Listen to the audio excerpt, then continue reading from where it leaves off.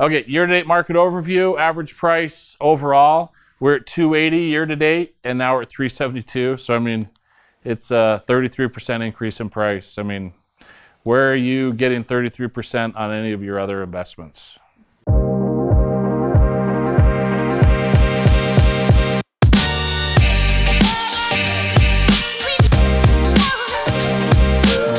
Okay, let's go ahead and get rolling here with our team meeting and stats. We're going to go over stats today. And now it's October, so we don't have October data. We're going over September stats. All right, the market is changing. The market is doing lots of different things.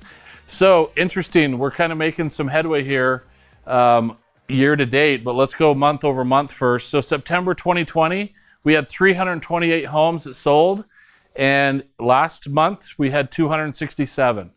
So we have continually kind of seen some decrease in units, which is interesting because we definitely have, it seems like we have demand for more units, but we're not selling more units. And now we're getting inventory. So we're kind of seeing, like I said, every month this year, the stats mean something. And we're trying to figure out this story of what's happening. What's interesting is I thought as we've seen a little more inventory, because we've thought maybe because of lack of inventory is why we've seen less sales.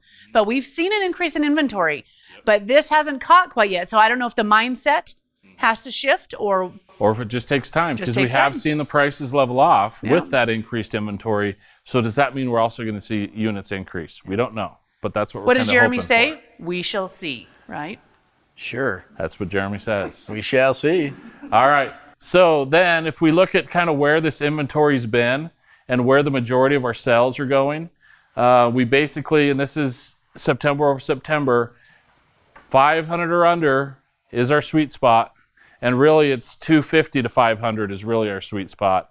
That's where the majority of the sales are happening. We're seeing, in each one of these price points, we're seeing one above $1 million. So, I mean, the market is happening, but nothing real big. So I'll point out in the hot time earlier in the year, that was almost a 50-50. Remember that? Yep. We were nearly 50-50 above 500 and below 500. And now it's significantly different. Yep.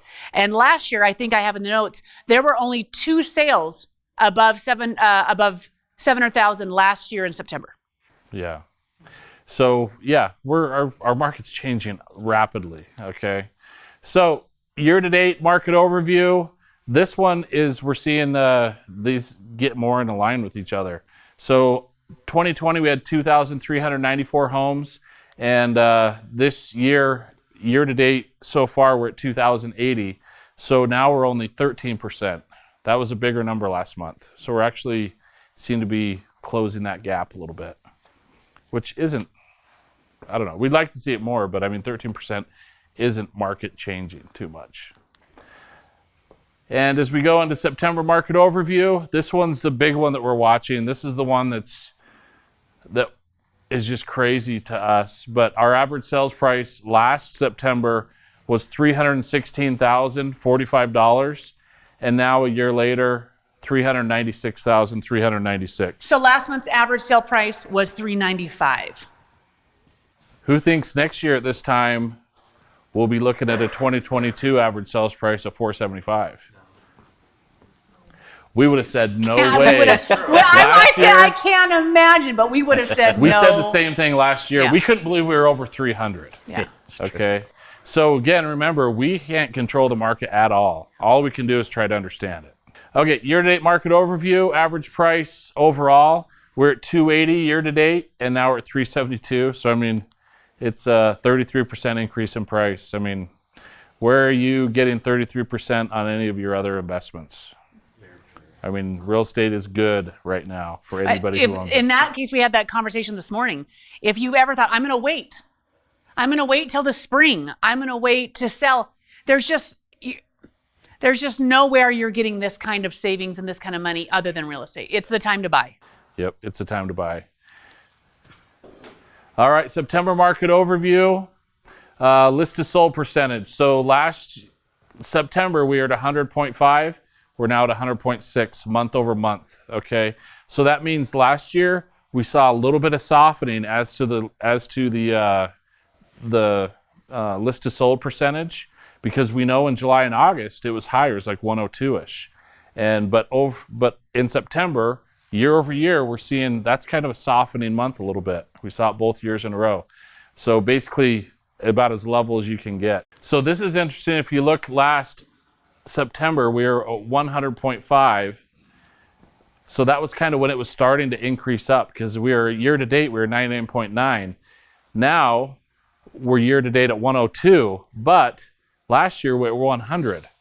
So, or last month, September over September. So last year we saw the ramp. We're actually seeing it kind of level down a little bit, which that's fine. I mean, we'd like it to be closer to list price. So anyway, we're seeing a 2.4% increase year to date over list to sold percentage.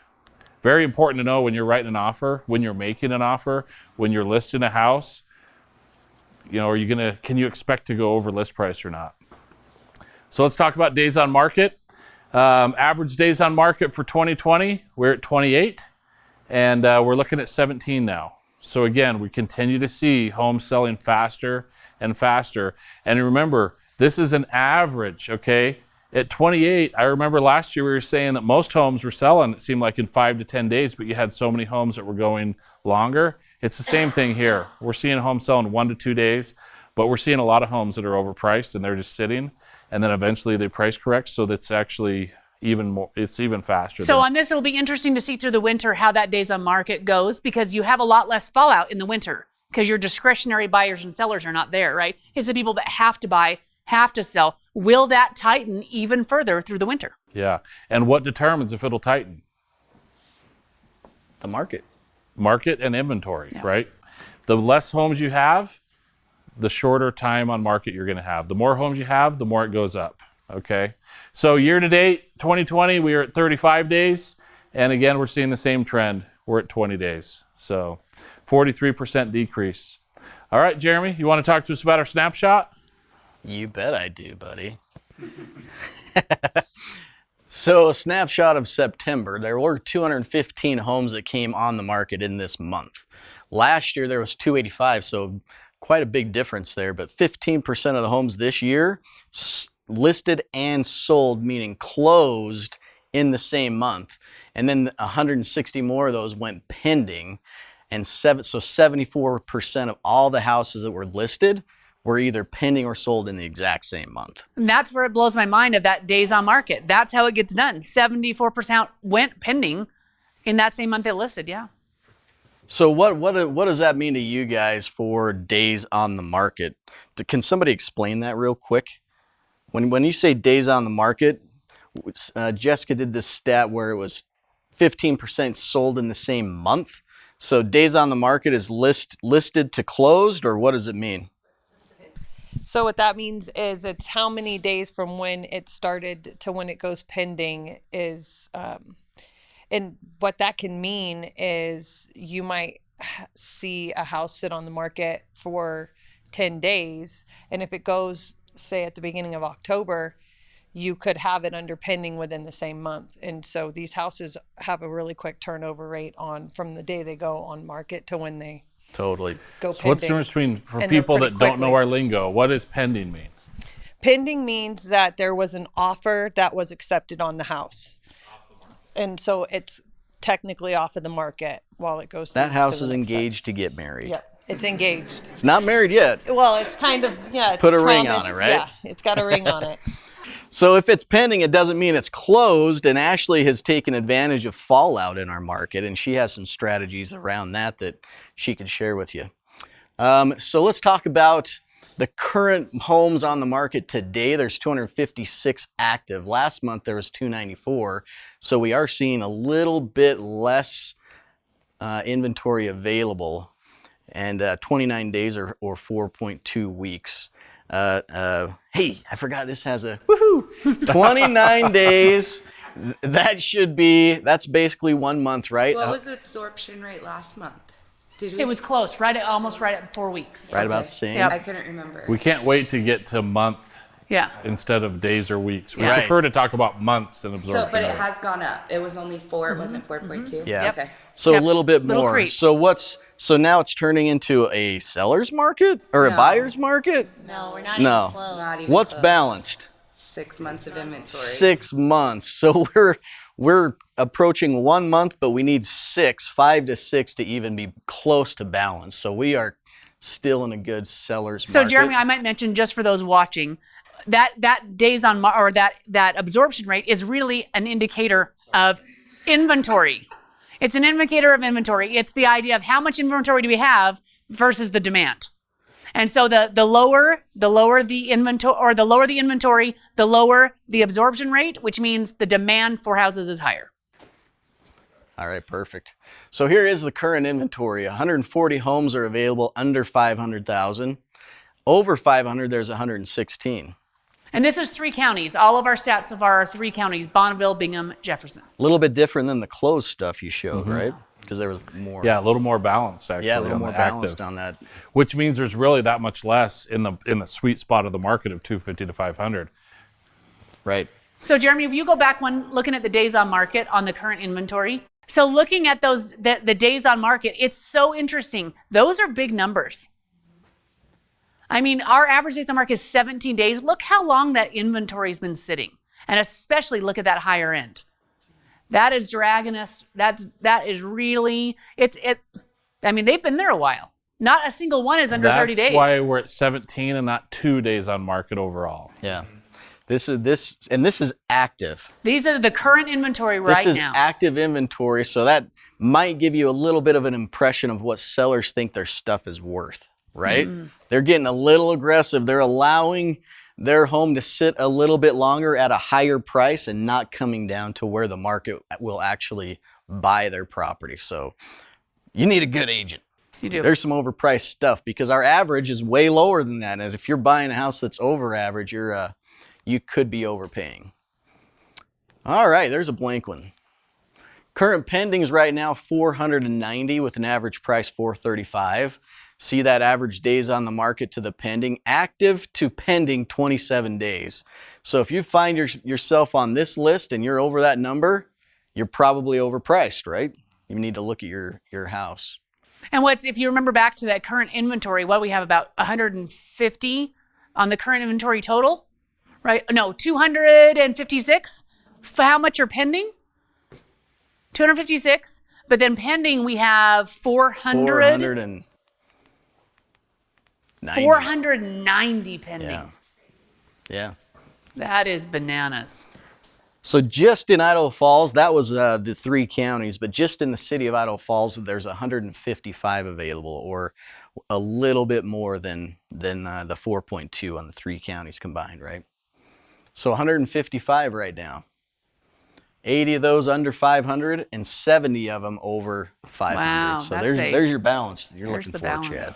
But is it a balance, or is there a perception of homes that are sitting and we're just going to see higher days on market, right? Because we know that those aren't really moving much over 500 in the quantity of the other ones. Good so point. Is inventory really that much higher in the spot where it's moving? It's still pretty tight. Yeah, good point. All right. So the current pendings in the city of Idaho Falls, 322 with an average price of 403. And there's your 22 days on the market. So the stuff that's priced right, it's going. It's selling quick and it's going off the So market. in that same idea, if there's a house out there sitting at 50 or 60 days, having a great agent with a good strategy might get you in there, get a price, and get it under contract. That is a great time to do it, because they are getting worried because houses are selling still. Yeah. Go ahead, Ashley. Expound on that. Top dollar price. Hey, you want to hand Ashley your mic? Yeah. For the 3rd time. Top dollar price. More importantly, top dollar price.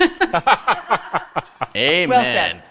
All right. Any other comments before we wrap up the stats and days on market, prices? Any other things you're feeling out there that we didn't touch on that we should tell people about? Well, low interest rates seem to be driving this. I'm curious if we can get a mortgage update.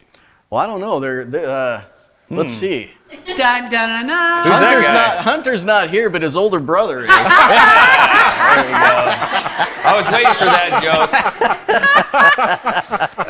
joke. His older, wiser brother. His older, wiser Yeah. brother, Mike. I thought we were going to change that, but I guess not this week. Yeah, so it's funny you say that, Chad. I mean, towards the end of September, we actually saw interest rates increase. So for the first time, I think since April, we saw rates go above the 3% mark. And I think it gave everyone a little bit of a scare. And so why is this happening? What's causing these increased rates? So if we take a look at things, basically, like we were talking about last month, as the economy is weaker, interest rates tend to stay lower. So the Feds are predicting next month in November that the economy is starting to look a little bit stronger. So they're going to be stopping some of or maybe hinting at stopping some of the economic assistance that they've been providing. So the Feds are looking at tapering some of these bond loans that they've been buying up, which is going to be potentially increasing rates. Now, that being said, I mean, all of that is just, maybe forecasting. It's not solidified. So a lot of this is due to maybe investors not wanting to invest in bond loans. So we're kind of doing this to ourselves in a way. But by the end of last week, October 7th, the rates actually dipped down to 2.99% again. So we're seeing a stabilized market. And I think that's what we're forecasting for the end of 21 as well. So we can, I think we're okay to say that rates are going to be really stable for the rest of 21. Going into 22, we may see a little bit of fluctuation, but like I was saying last month, not a huge fluctuation, just a little bit here and there. So That's great.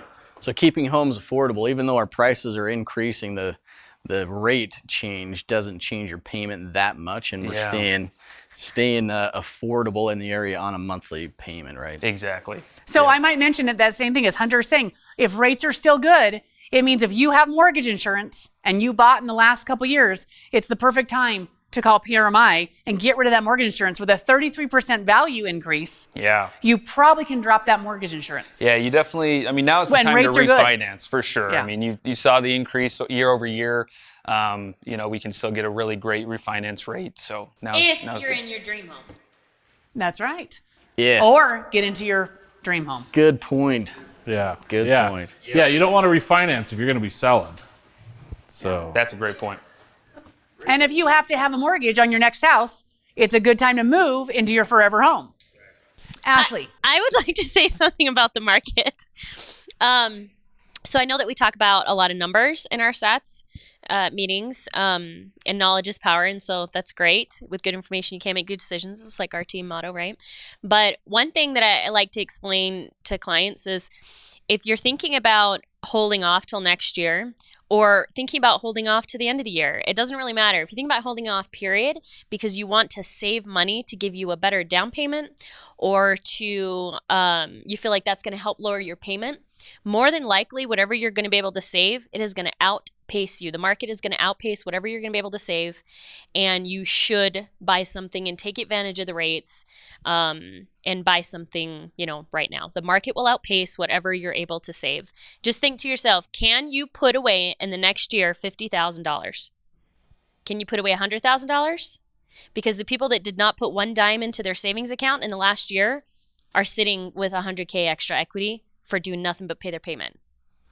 And this isn't a theory. This is people that you sold houses to years ago that are now telling you this. Yes. And that are like life-changing moves to other areas when they have to sell or move. And they're like, wow, Ashley, you changed my whole life. I have a specific buyer who got an amazing job opportunity out of state. She would not have been able to take that opportunity to take that job if she did not have equity in her house funding her move. She would not be able to take that opportunity. And the house that she bought was not perfect. It was, it was not everything on the top of her list. I just told her to invest. She understood that. And now we're telling her that she's going to walk away with $120K just for paying her payment. She's put nothing into savings. It is the only investment that you can ensure buy a house. That's right. Well, and looking at the average price point last year over this year, that means that money is in somebody's pocket. Yep. It is in the owners of the home's Put it in pocket. yours. Yep. Yeah. So true. Awesome.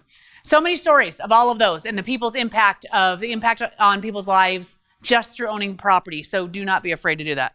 So speaking of our community, let's go. Who did we visit with Nosy Neighbors in September? We had a really fun September We went and visited East Idaho News. If you haven't ever seen behind the scenes of East Idaho News, it was super fun. We went to the Parade of Homes, and we went out to B&B Builders and looked at their Parade of Homes out in Swan Valley, and it was pretty amazing. So check out Nosy Neighbors. We've got coming up this next month in October, Jill's Chicken Shack, which I'm super excited about. By the way, I'm plugging Pony Express because all the rest of October is the haunted car wash, and it is creepy and awesome. I've been to 2 of the 3. Is it awesome? Yeah, it's really fun. It's really fun. Designed Living is an interior design company here in Idaho Falls that works with B&B Builders. We're going to talk to the Chamber of Commerce, Mud Brothers, who does stucco and kind of an alternative building material, which is going to be really neat. The Gangplank and the Spider's Web, which is probably one of the favorite tattoo shops and piercing shops in Idaho Falls. So follow Nosy Neighbors, check it out, and visit all our amazing local businesses. And Jessica's going to get a tattoo on her face. And I'll be getting a tattoo right on my neck. Face I and have determined a neck tattoo. It's part of the Live. deal. Facebook Live. Part of the deal. That, probably the Murdoch man ring right there. That's good. That's probably that. That's good. That's right. It would be really good, really good. Okay, so follow Nosy Neighbors and find our amazing local businesses on the Nosy Neighbors page. And that is the stats. Hey!